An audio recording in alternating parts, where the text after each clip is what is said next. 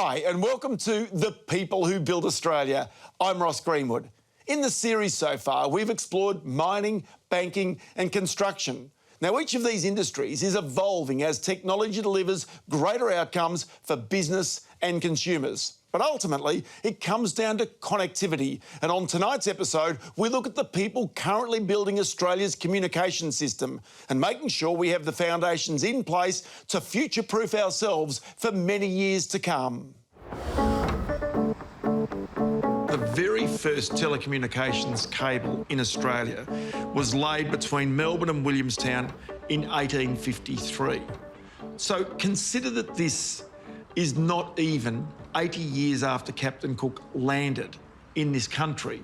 You get some sense of not only the way in which Australians have always taken up telecommunications, but the urgent need for telecommunications as it came along. When you travel throughout Australia and you see the telegraph poles still up there where the wires used to run, and you picture going from one side of Australia to the other with putting poles in every, I don't know how far out, but running wires on it to be able to communicate from one side to the other. Those things really astound me as a record of human capability, but also it shows where the priorities, and communication is an absolute priority for mankind. The early explorers, for all of the battles they were having as they're exploring, they're thinking about the infrastructure. And again, I think it all comes back to that basic humanity requirement of communication. So communication is something that Australia has had that tyranny of distance of. And so this need to communicate on a broad country, but one that was separated from, well, the homeland as England, as it were, it meant that Australia had a need to try and get its information more quickly. Yeah, it did. And it also, I think that's the reason that the federal government and state governments played such an active role in providing some of that infrastructure in the early days, because you didn't have private enterprise competing in those areas. And it's a bit different today because you've got private enterprise wanting to compete in those roles, and you've still got government involvement in there with the NBN and other aspects, which if you don't watch it and get the balance right in that whole thing, you'll discourage private enterprise investment, and then it all falls back on the government. So I find it an interesting balance and a challenge still for us today as an industry that more and more of it should be provided by private enterprise and not the government, and we've just to make sure we don't get that balance out of whack. The founding fathers in the Constitution established the Posts and Telegraphs power and said that will be specifically a responsibility for the Commonwealth Government. So it was seen as nation building at that time. And of course, it parallels other technologies that we leapt on and took up very enthusiastically, like aviation. Again, so important in a very large, physically large country with a lot of isolated people, remotely located, and of course a country that a long way away from many of the other countries that we traded with or had relationships with. Whether it's undersea cables or fast fibre optics, what our modern-day telecommunications companies are doing isn't dissimilar to what those early pioneers did back when they were establishing communications in Australia. In other words, connecting us with each other and the rest of the world. And that's exactly what companies like Vocus are doing right now. Vocus is a fibre services operating company, and we run 30,000 kilometres of fibre optic cable across Australia, through the middle of Australia, and then over the last 3 years in a build that we did up to Singapore, from Western Australia, from Perth up to Singapore. So connecting, if you like, Asia down to Australia and across Australia, and Australians within Australia, both regionally and in metro areas, and create the amount of capacity that's required for the insatiable bandwidths needed in today's digitised economies. One interesting aspect about this, the introduction of competition and the introduction of private capital into our telecommunications space. So the old PMG, which became Australia Post, Telstra's then jettisoned off, or Telecom as it was in those days. Yep. So these things were an evolving part of trying to include more competition, but then also to create more private capital into that space. Exactly. And I personally think that's the right balance. It should be on private enterprise more than the government. The government's got plenty of other areas it could spend money on. And that's the trap with the NBN situation that we're facing, is that the government owns it. The government, without a doubt, wish they didn't own it. And in order to get it marketable, you've got to have a result that appeals to somebody to pay a price for it. And if you don't get that balance right, as you're going along that path, you make it impossible for people like other telecommunications companies in private hands to be able to compete. So it's a point of inflection where we are now. There isn't going to be a job that doesn't have some form of digital with it. And that requires an incredibly advanced communications network. And so, look, you know, notwithstanding all of the kind of ups and downs of the NBN and broadband, nevertheless, it's put a capacity for our economy to compete in that communications industry and in the digital industry. And why aren't we kind of putting our regions up as places where we say to these big international companies, come to Townsville, come to Toowoomba, come to Bendigo, put some of your systems here because you've got skilled people, great place, safe country. We should be marketing those things because the communications industry has transformed the way work gets done. What we've seen, of course, with COVID is people changing the way they work, where they want to work and how they want to work, and the demand then for infrastructure to communicate, be it on Zoom or be it on video or old-fashioned telecommunications or mobiles, you have to have access to communication services. And now regional is becoming less constrained. The NBN's played its part, and now the next evolution of technology in 5G will play its part, as does low Earth orbit satellites. But all of it is requiring fibre optic cables to run the video communication or the voice communication across. You're right to say that as a country that's physically very remote from many other countries, communications has been very important. As a country with 7.7 million square kilometres of landmass, getting communications to people in remote Australia has always been critical. It's always been a priority for governments. You know, AusSat, the Australian government-owned satellite business, which was developed in the 1980s, was really important in bringing connectivity to parts of Australia that hadn't had it before. And of course, that ultimately was sold by government and became the basis for Optus. How does this change the outcome for communities in regional and rural areas in particular? Look, I think it's a game changer in terms of investments going into regional and remote areas, be it funded by the government or be it funded by the private sector. The evolution of these new space companies that are going to enable connectivity ubiquitously across the world, because it means now for the first time communities can communicate and not be disadvantaged by being in a remote community 1,000 kilometres inland from Townsville, for example. You know, they're going to have access to communication. That means they can do everything we take for granted, like online banking or trading or education or health services, which, you know, you can now start to do remotely when previously you were reliant on flying people places because you had to consult that way. For business, it's great. Of course, if you're setting up a business and you're an entrepreneur and you're thinking about the old ways of doing it, I need to rent an office in Metro Sydney or Melbourne, it's expensive.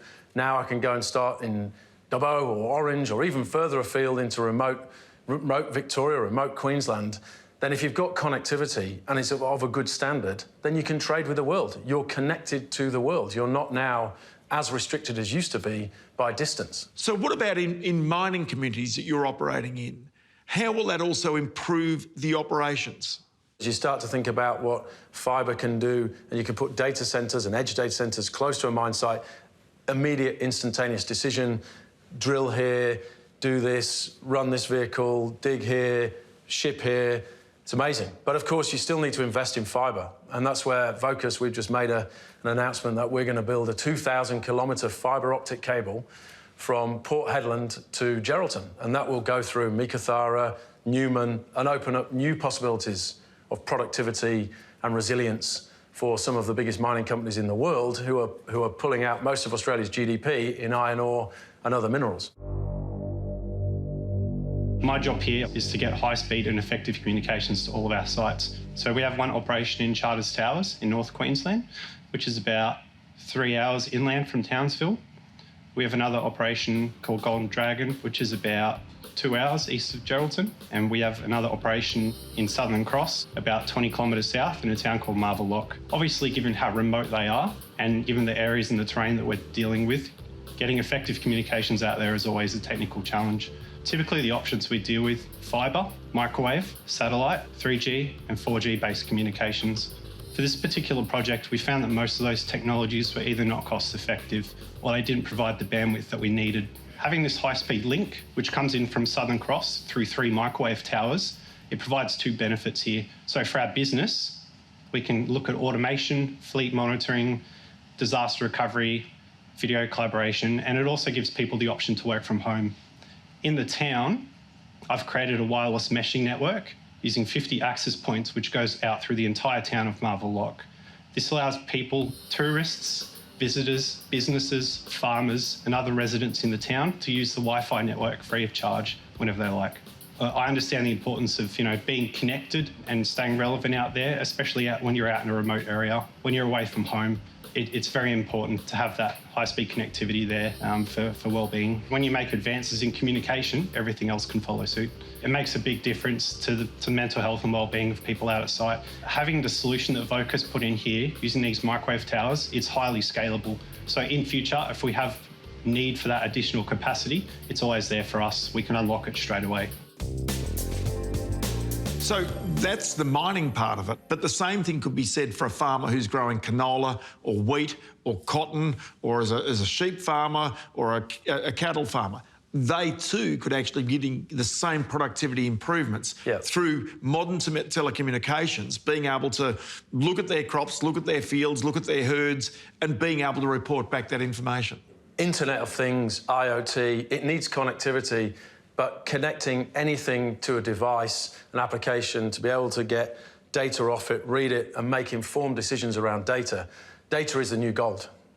And ultimately, if you can make decisions off the back of it, informed decisions, then you're going to be more productive, you're going to be more successful economically, but you need to be able to communicate.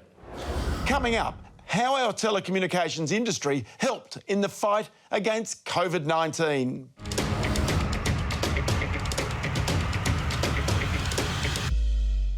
Welcome back to The People Who Built Australia. Given Australia's remote location, it's always been imperative from the very outset of our nation building that we remain connected to the world to stay ever competitive. But how do we stay at the forefront of this for households and across all industries, from mining to agriculture to businesses in our major capital cities and across such a vast land, while keeping up with rapidly evolving technology?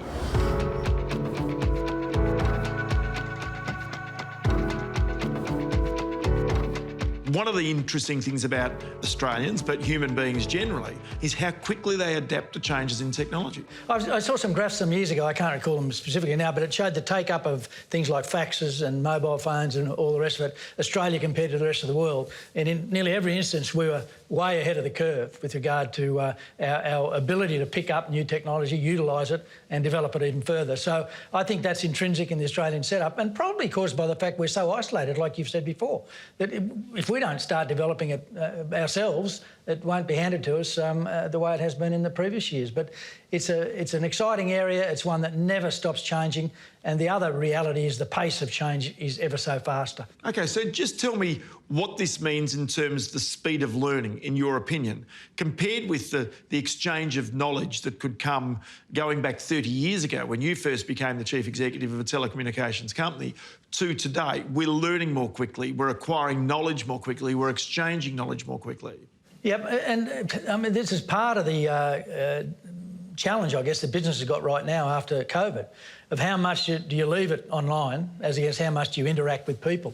And I think the right answer is somewhere in the middle.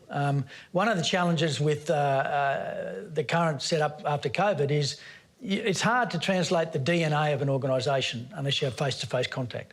So even though part of your business can be done online and all the rest of it, you still need that people interaction to be able to get the DNA of an organisation transferred and all the rest of it. So I think it'll be still a few years yet till it pans out to what's acceptable to business and what's acceptable to people, because people have put a higher priority on lifestyle now because of communication. You can be in wherever and do your job and not have to travel in traffic, an hour and a half each way and all that sort of stuff.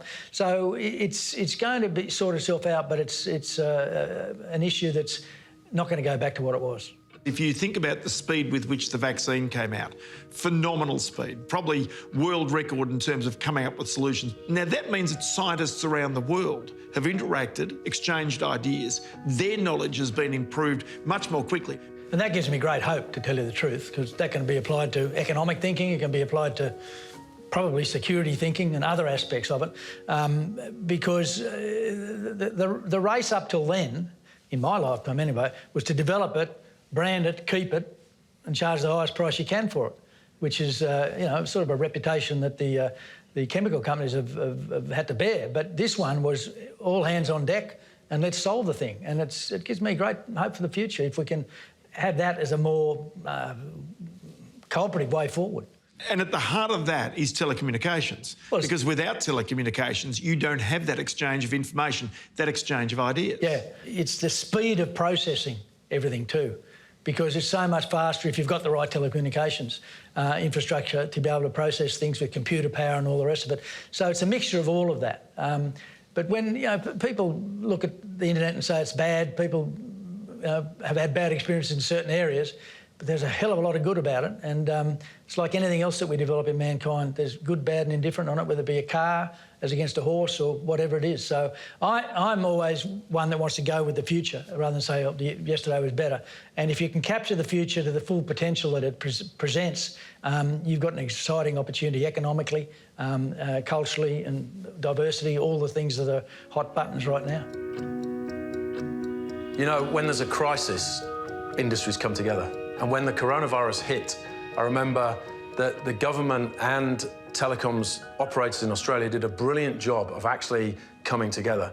And we were forward looking at what had happened in Italy, because Italy had had the first crisis, and how were people consuming? What was happening when they were in lockdown? What were we seeing on loads on the network? And what did it mean in terms of how you to look at capacity?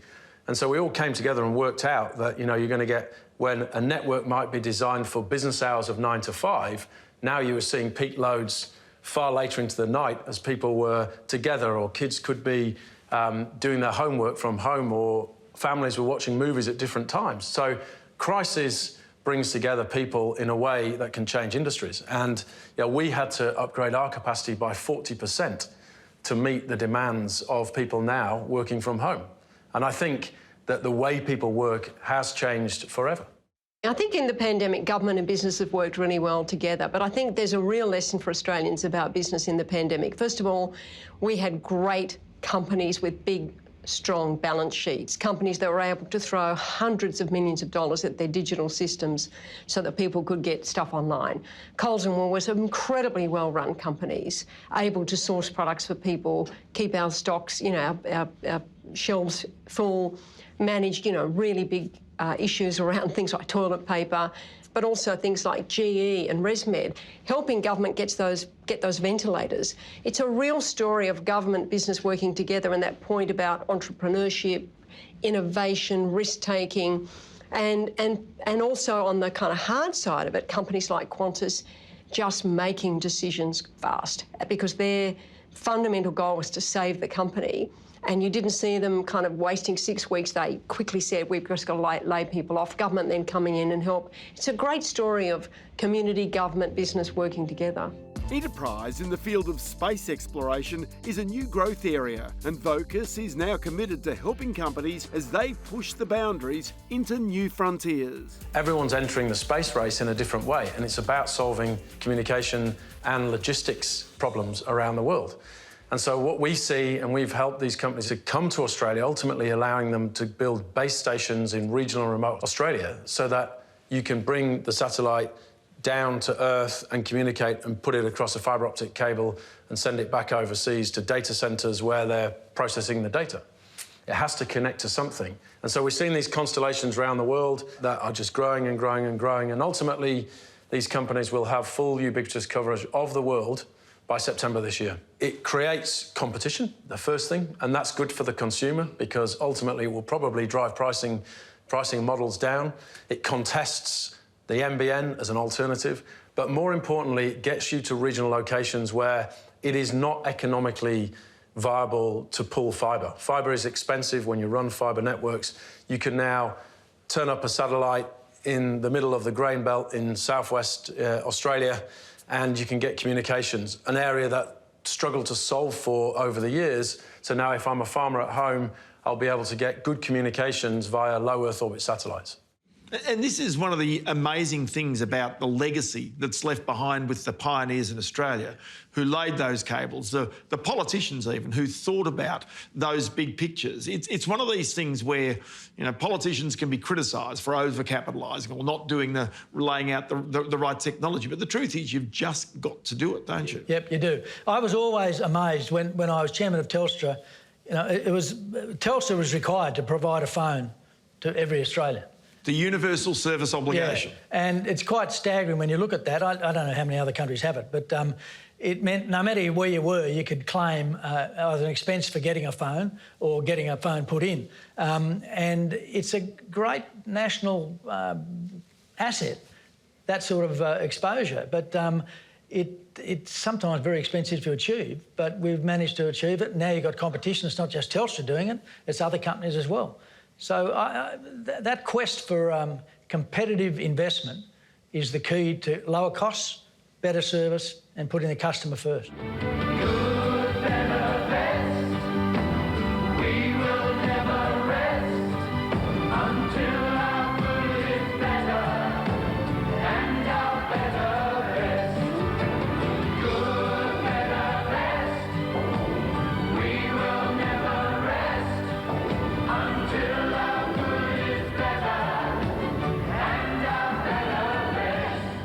It's been a privilege to be involved in an industry like this because, as you said, so much has changed. And the exciting part is it hasn't stopped, it's accelerating. When you look at low Earth orbiting satellites and all the impacts and making rural areas accessible, it's just an amazing story when you consider what has happened in the last 50 years, which covers the period that I've been involved in telecommunications. And the best is still ahead. Tech has come back in vogue. Fibre has come back in vogue. We're now interesting telecoms companies because effectively we're enabling economies all over the world. We're enabling startup economies. We're enabling highly secured government trading. We're enabling banking and international explosion of trading applications. We're enabling Australian farmers to get it right to send the best possible products around the world, and all underpinned by communications. And the demand just grows and grows. So as an industry, we keep evolving. We keep creating new technology that can get more capacity out of those networks that might have been laid 30 years ago, 50 years ago, 60 years ago. You just keep investing and evolving in technology to get more out of the networks as the demand for applications from consumers and from businesses grow. Next time on The People Who Built Australia, we take a deep dive into our past and explore how our Indigenous roots have created a powerful culture that transcends generations.